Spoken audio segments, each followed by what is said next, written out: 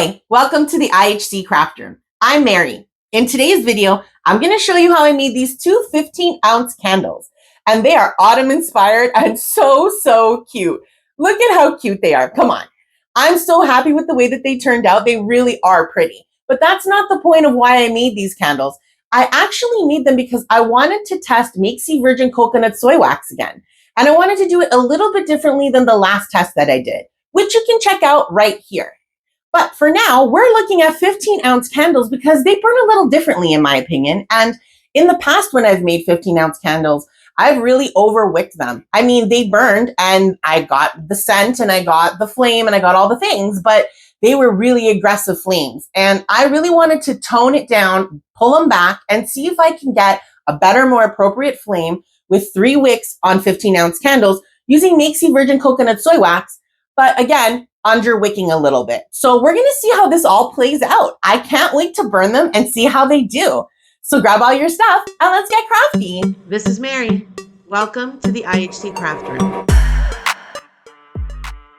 For materials, we'll begin with Makesy Virgin Coconut Soy Wax, of course, some Stabilo 8 wicks, Crackling Booster 0.04 to 0.0375 wood wicks, so they're small, wick stickums, 2 15-ounce Luxe jars, 1 amber and 1 clear, a 125 ml Razzle Dazzle Apple fragrance oil, and some liquid candle dye in yellow, orange, red, and green.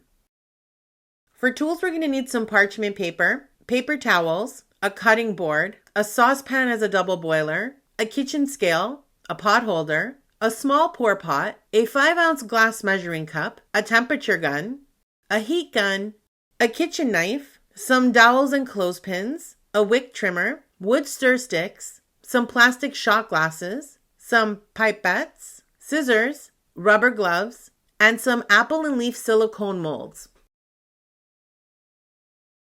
I'm going to get started by opening up this pretty little box and pulling out the slab of wax.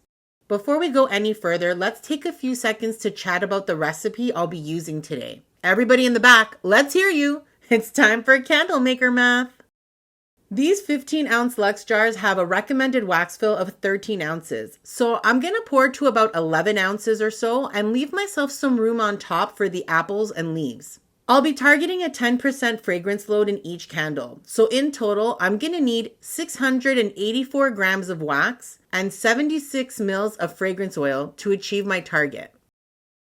Okay, so let's get to measuring out this wax. I really enjoy working with this wax. It's so easy to cut this slab, and that makes it super simple to get really specific with the amount of wax you're cutting. This is a small pour pot, and even though the melted wax will comfortably fit inside it, I don't want to chance having this stack of coconut wax pieces falling over and causing some sort of domino effect of chaos. I am really good at that, FYI. So I actively try to avoid it whenever possible. But hey, you do you. Go ahead and chance it.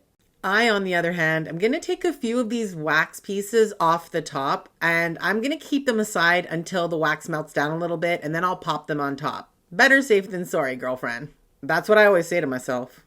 While the wax is busy melting, let's go ahead and measure out the fragrance oil. I always wear gloves and protect my scale with a piece of parchment paper and paper towel to absorb any spilled fragrance oil. I spill it often and not a little either. I really am just so extra.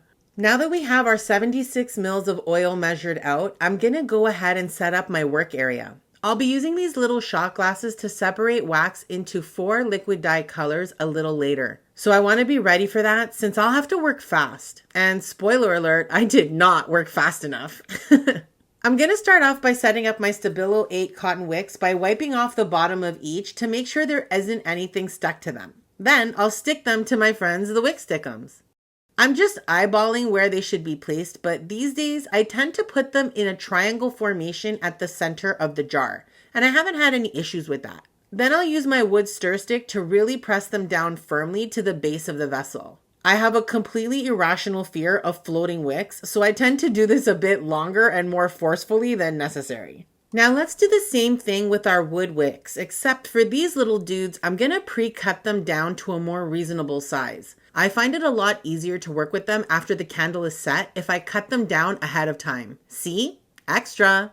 Just like our cotton wicks, I'll clean off the bottom of the wick clips and make sure they stick really well to the wick stickums. And then I'll place these wicks in a triangle formation and make sure they're stuck really well to the bottom. And that'll be it until our wax has finished melting. So, Asio melted wax. Man, do I wish I had a magic wand for real.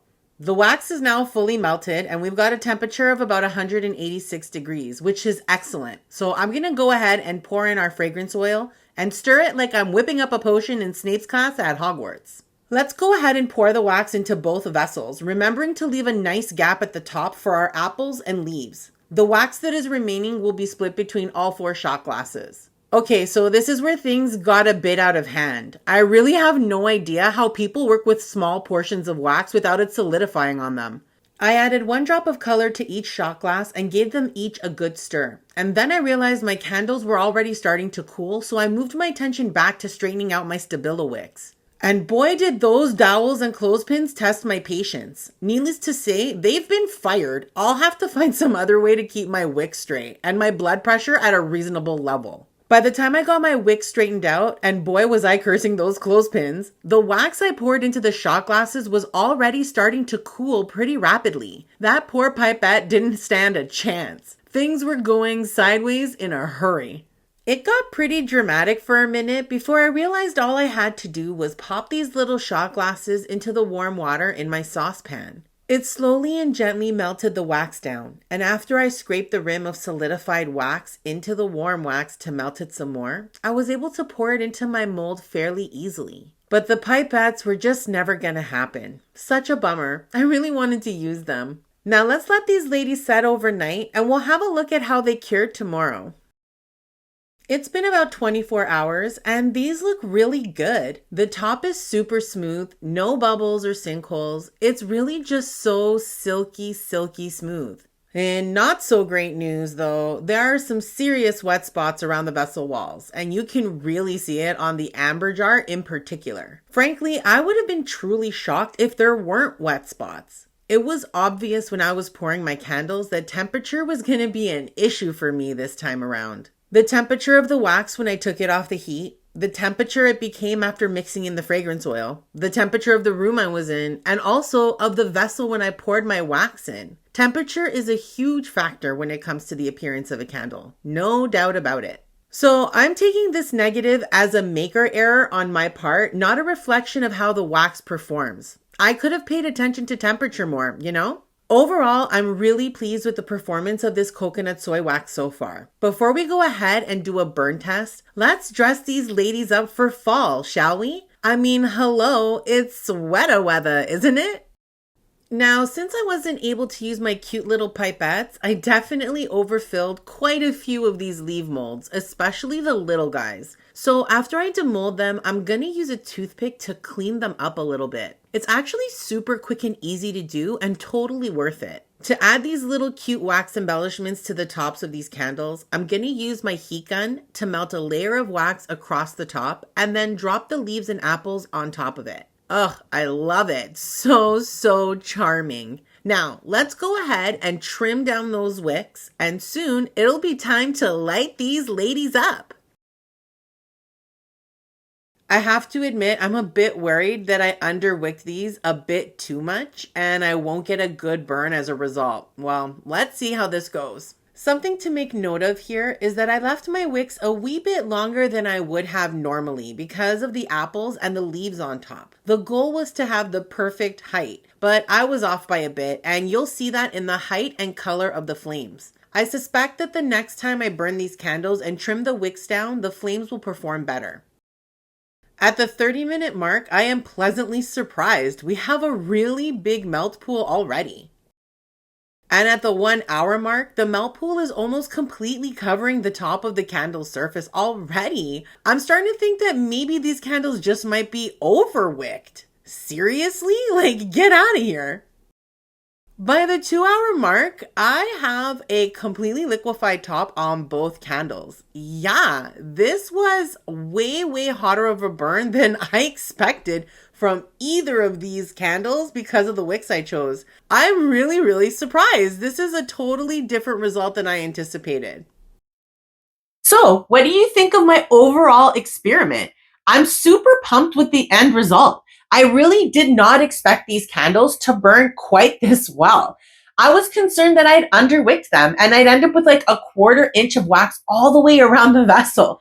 But it turns out that I wicked these really well and they burned beautifully. I got some excellent hot throw from both of them. And overall, it was just a really beautiful candle experience.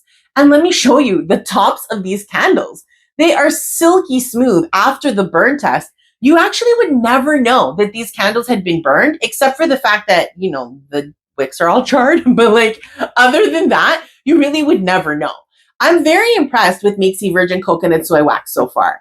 I'm going to continue testing it in different ways, but so far, I'm super, super pleased with the results that I've been seeing.